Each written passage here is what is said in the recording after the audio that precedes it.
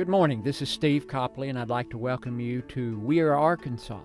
This morning we're honored to have as our guest Morgan Leyenberger. And thank you for coming in this morning, Morgan. We're going to talk about Buddhism and Buddhism in Arkansas. So thank you for being here. Absolutely. Thanks for having me. Morgan, could you just share a little bit about your faith journey and how you've come to this particular point in your life as a Buddhist? Yes, so I wasn't born Buddhist. I didn't start out this way. I actually grew up in the Methodist Church, going to a church in downtown Little Rock with my parents.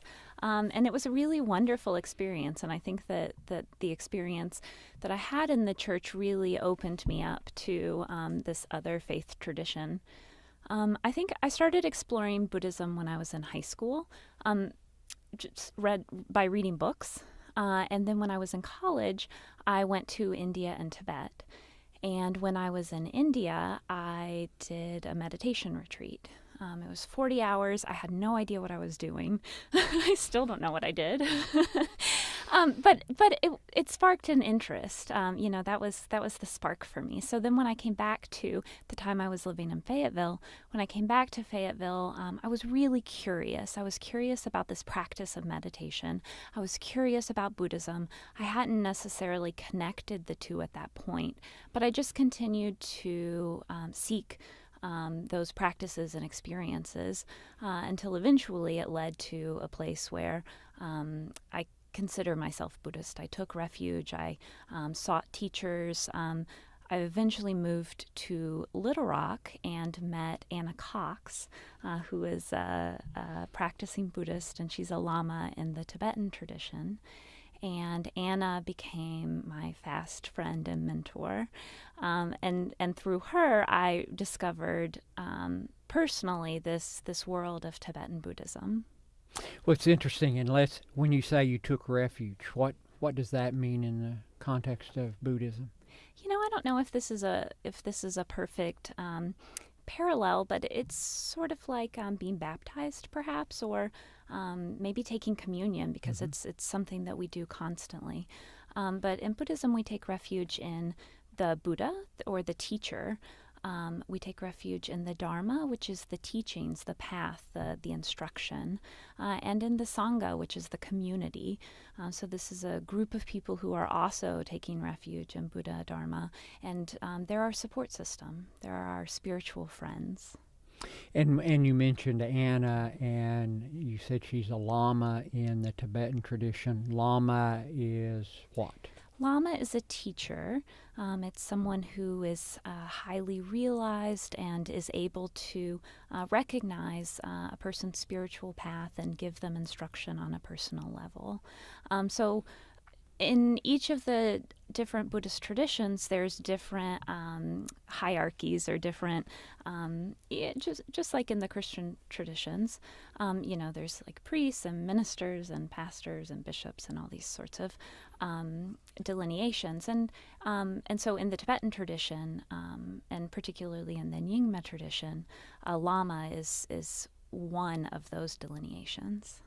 Well, since we're moving in that direction, and I know that in Little Rock there's an ecumenical Buddhist society, there may be other Buddhist communities, but the ecumenical was there, if I understand correctly, because a number of different traditions of Buddhism are practiced there. Tell me some more to start with about the Tibetan tradition, and what are some of its major beliefs and understandings and practices?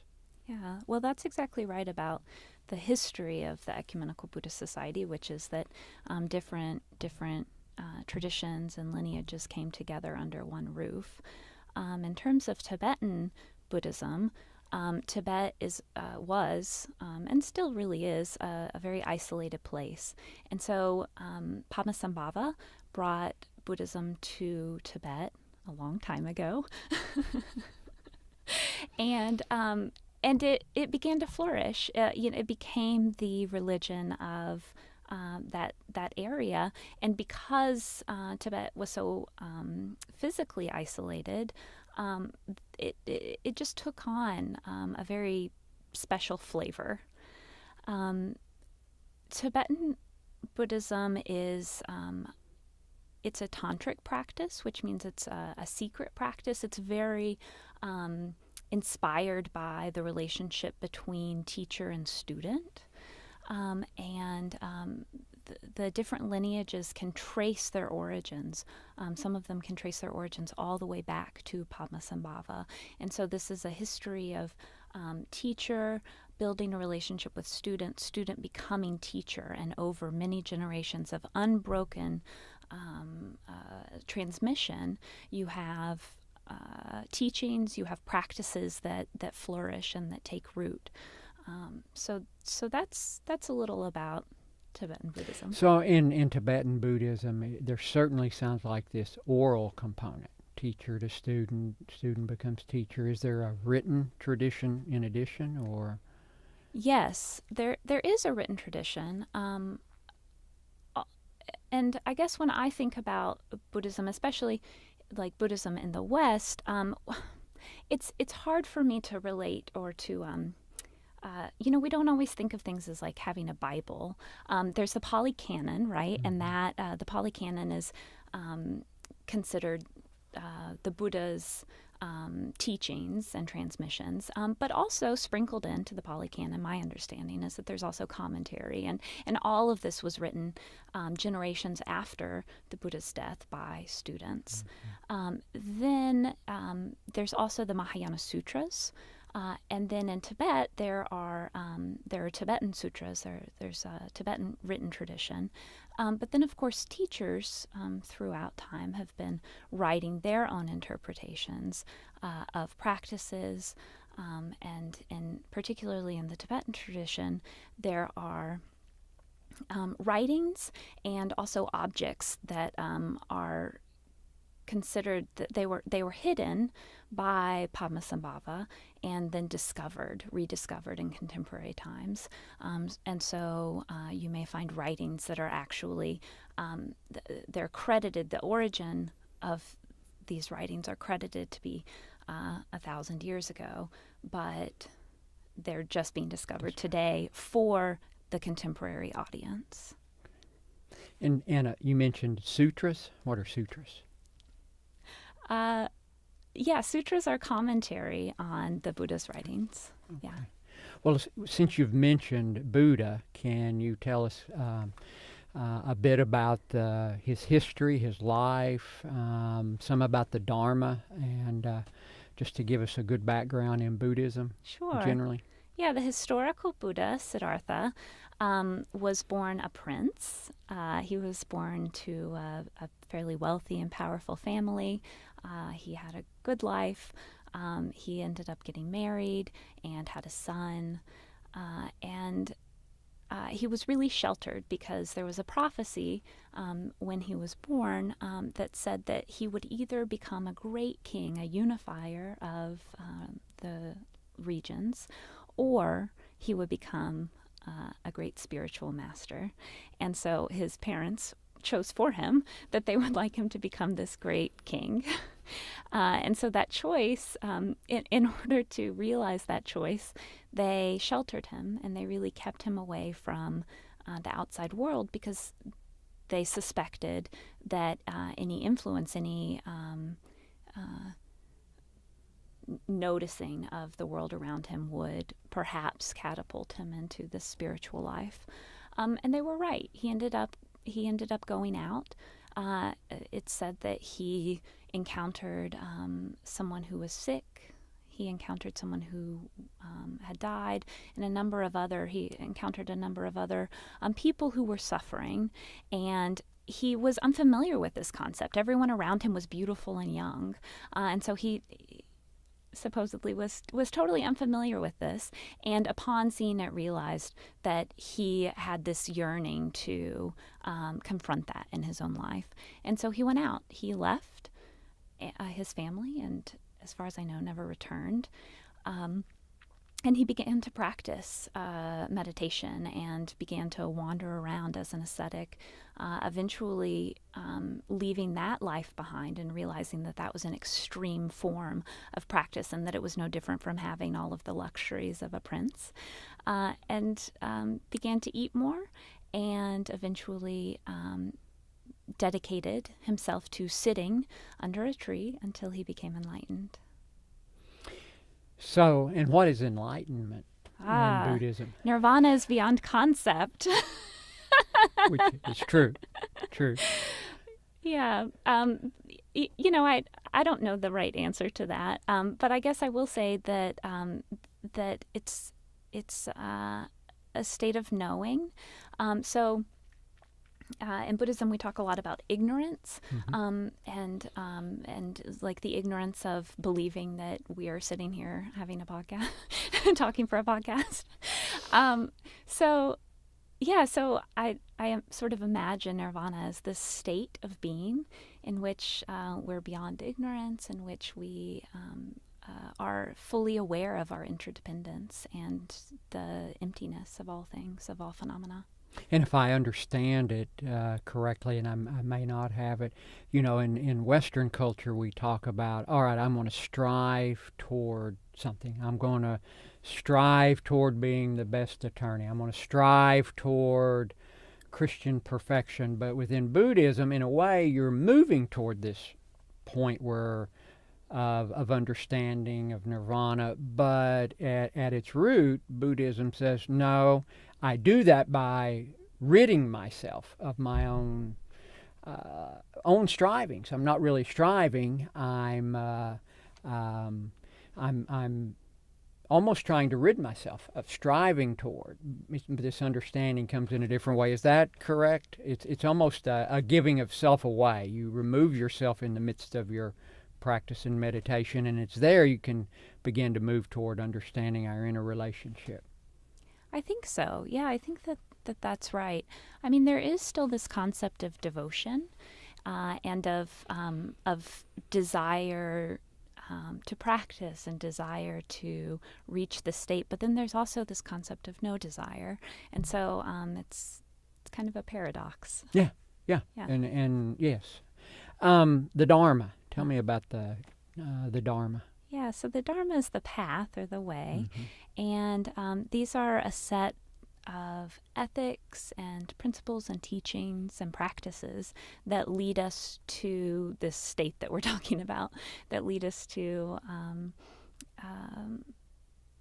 the desire to relieve the suffering of all beings through enlightenment. The Dharma looks different all over the world. It looks different in different traditions, but ultimately, the way that Buddhists think about these different lineages or these different traditions is that each one is very important, and each one is a ray of light emanating from a single light source, which is the Buddha. So while, of course, conflict does arise, hopefully the idea is that we can sort of work together and appreciate each other's differences and each other's different ways of coming to the same truth. So for some people, they're really studious, and it's really helpful to do a lot of Buddhist study. And then for other people, meditation is a really important aspect. So, different people, I think, glean different bits from what we collectively call Dharma. Tell me a little bit about meditation or your meditation practice. What does that look like? It looks different every day, but I do try to meditate daily. And I think that that's really essential. And I haven't heard a teacher who doesn't stress how important it is to have some sort of daily habitual practice. So for me, in the Vajrayana or the Tibetan practice, we have different sadhanas or practices. And I have a particular one. I'm just tackling one at this moment that that we do, and it's chanting and visualization and what you might think of what many of us think of now as meditation, which is sitting still and doing nothing. So it's all of that, but also sometimes for me meditation is just sitting and watching the breath. that's how I learned to meditate. That was my very first experience. It's a practice called Anapanasati. And then I also first learned to meditate in the kind of mindfulness tradition. And so that's being aware of what our bodies are doing, being aware of the world around us.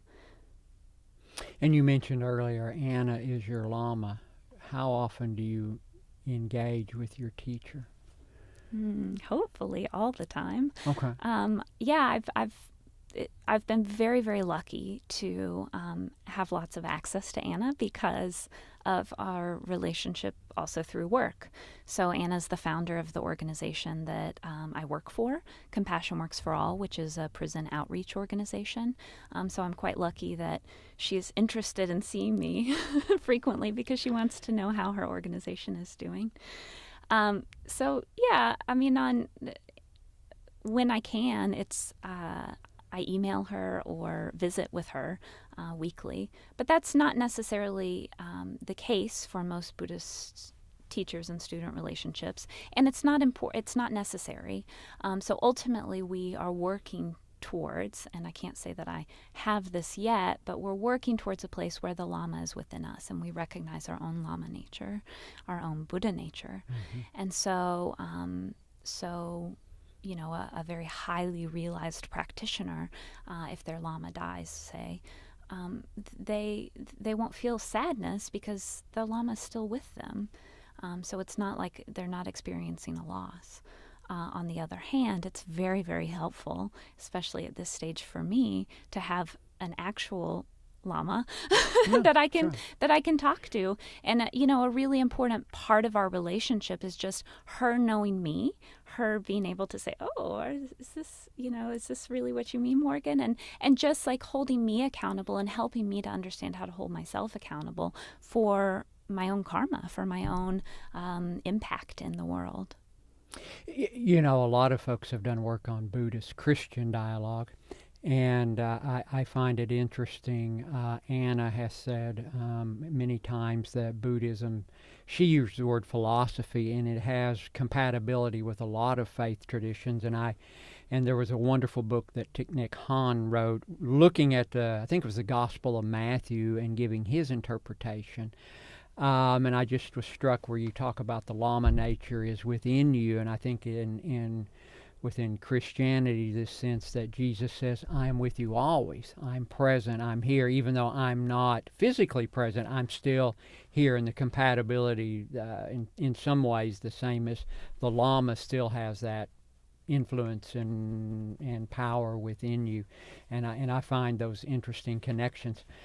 One thing that Interfaith Arkansas does, not only interfaith dialogue, but we work in, and this is a result of Anna's work in restorative justice. Tell me what you do because I know you go into the prisons, and work with prisoners, some of them in a Buddhist context, I believe, but tell me what you do there. So Compassion Works for All, like you said, goes into correction facilities.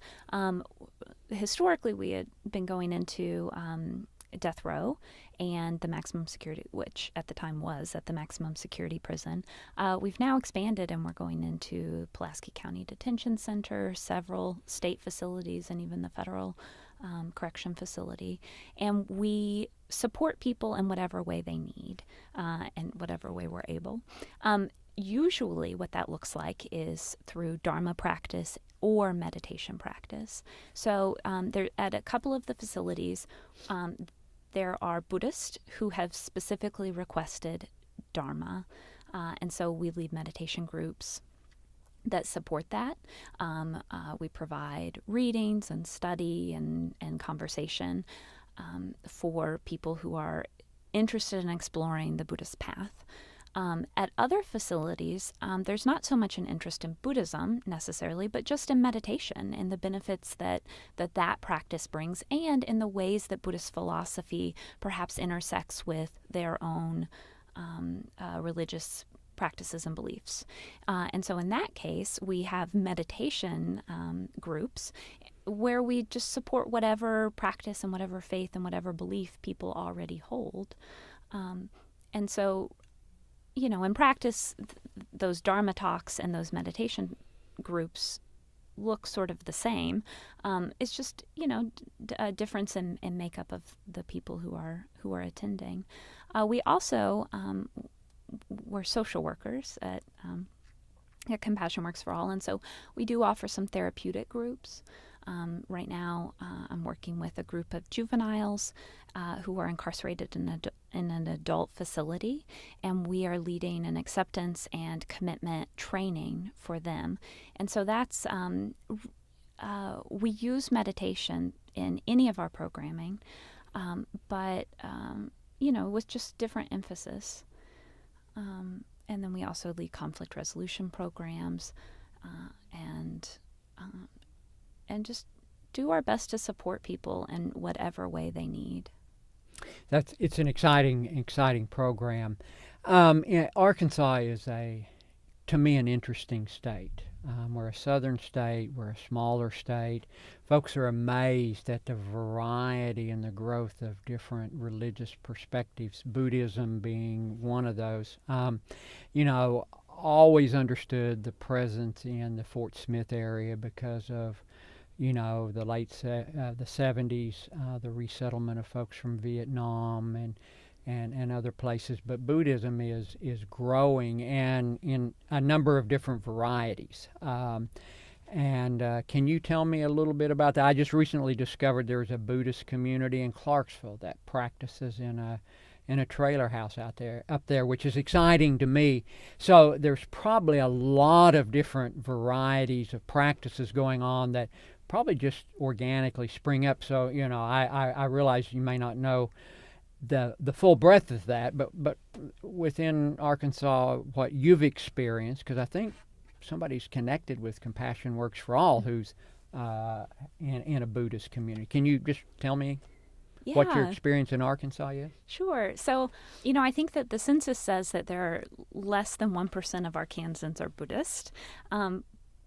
But despite that, there's Buddhists in so many communities across the state. It's really phenomenal. And as you mentioned, they really pop up in these different flavors, these different ways of practicing. I actually just yesterday saw an article in Lion's Roar, which is it's an online publication, about DIY meditation groups. And it was, these 7 or 8 ways to start a meditation group in your community if you don't have one. And so I think that that's what's happening in Arkansas. Although I would also say that for such a small state, we have an incredibly rich connection to the Dharma. So in Jasper, Arkansas, Kincho Rinpoche, who is a Rinpoche, he's a teacher, his headquarters, that's not the right word, but his home base is in Jasper, Arkansas. And so there are a number of nuns, and I think maybe 1 or 2 monks who their home base is also there, including our very own Ani Chindran. Ani means nun, who is on the board of Compassion Works for All. So there's that resource. In Fayetteville, Geshe Thupten Dorji, who is a Geshe in the Gelugpa tradition of Tibetan Buddhism, he is working and teaching and living in Fayetteville. And then in Little Rock, of course, we have the Ecumenical Buddhist Society. I also recently heard that in Conway, there's a new meditation group that's sprung up. And so the way that in places like Arkansas, the way that we can support that, in addition to seeking out these teachers who live in our state, is we bring teachers in. So we bring teachers from all over the world into different parts of the state for retreat. So typically that looks like a weekend retreat. And people, at the Anam Thupten retreat this April, we had people coming as far as from Chicago just to see Anam Thupten, who is a world-famous teacher.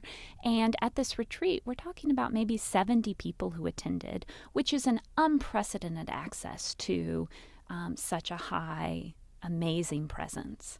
And so we're very lucky, actually, to be in a place like Arkansas where it's still very accessible to meet one-on-one with teachers. And while we don't have any resident teachers that I know of in Little Rock or even in Central Arkansas, we have these resources. We have students who are devoted and who are willing to put the effort and energy into bringing these resources for all.